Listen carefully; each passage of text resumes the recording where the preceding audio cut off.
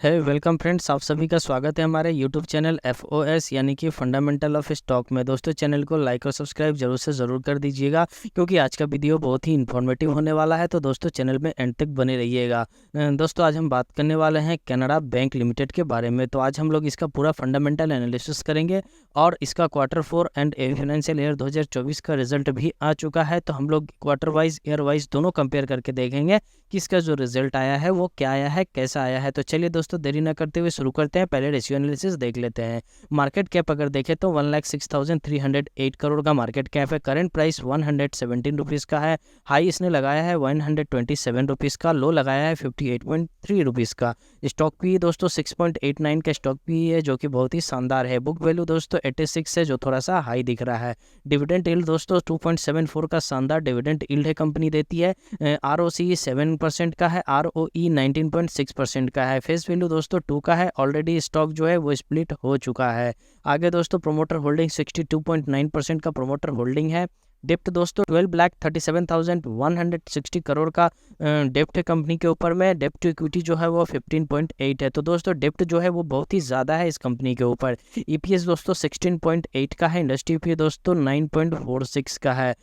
Flash percentage दोस्तों 0 है। तो दोस्तों, ये कंपनी को पॉजिटिव की तरफ ले जाती है। पेग रेशियो दोस्तों 0.08 है, बहुत ही शानदार है। पिट्रोस्की स्कोर 6 है, मतलब थोड़ा सा एवरेज है। तो दोस्तों, अगर हम लोग इसका रेशियो एनालिसिस का बात करें तो रेशियो के हिसाब से ये जो स्टॉक है वो थोड़ा सा एवरेज हम लोगों को दिख रहा है। मतलब एकदम खराब है ऐसा नहीं है, स्ट्रांग भी है, एवरेज बोल रहा हूँ कि दोनों के बीच में है। चलिए दोस्तों, आगे बढ़ते हैं और इसका आगे हम लोग क्वार्टरली एनालिसिस को भी देख लेते हैं। हम लोग क्वार्टरली रिजल्ट पे आ चुके हैं, तो इसका क्वार्टरली रिजल्ट देख लेते हैं कि क्वार्टर ऑन क्वार्टर इसका रिजल्ट क्या आया है। अगर रेवेन्यू का बात करें दोस्तों, तो पिछले क्वार्टर में जो रेवेन्यू था वो था आपका 24,304 करोड़ का था। इस साल जो रेवेन्यू आया है वो आया है 29,286 करोड़ का। तो रेवेन्यू में दोस्तों एक अच्छा खासा ग्रोथ हम लोग को देखने को मिल रहा है करंट क्वार्टर में। कंपनी ने जो इंटरेस्ट पे किया है, पिछले क्वार्टर में इंटरेस्ट पे किया था 15,292 करोड़ का। इस साल पेड किया है इंटरेस्ट 19,226 करोड़ का। तो इंटरेस्ट में भी हम लोग को देखते हैं कि इंटरेस्ट का पेमेंट जो है वो थोड़ा सा बढ़ता हुआ दिख रहा है करंट क्वार्टर में। एक्सपेंस का अगर बात करें तो कंपनी ने पिछले क्वार्टर में एक्सपेंस करा था 12,253 करोड़ का। इस साल जो एक्सपेंस किया है 13,198 करोड़ का। तो दोस्तों,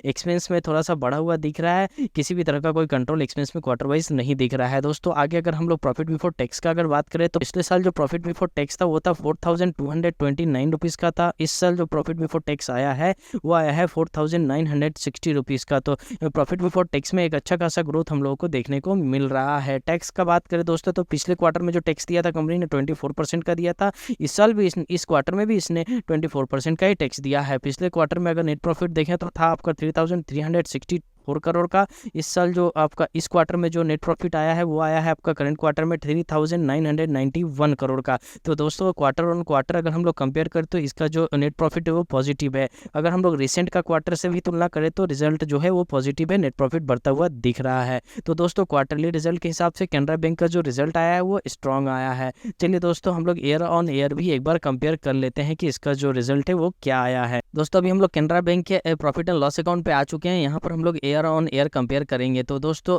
रेवेन्यू का बात करें तो पिछले साल जो रेवेन्यू आया था 85,885 करोड़ का रेवेन्यू इसने दिखाया था। इस साल रेवेन्यू में एक अच्छा खासा बढ़ोतरी देखने को मिला है और ये बढ़कर हो गया है 1,10,519 करोड़।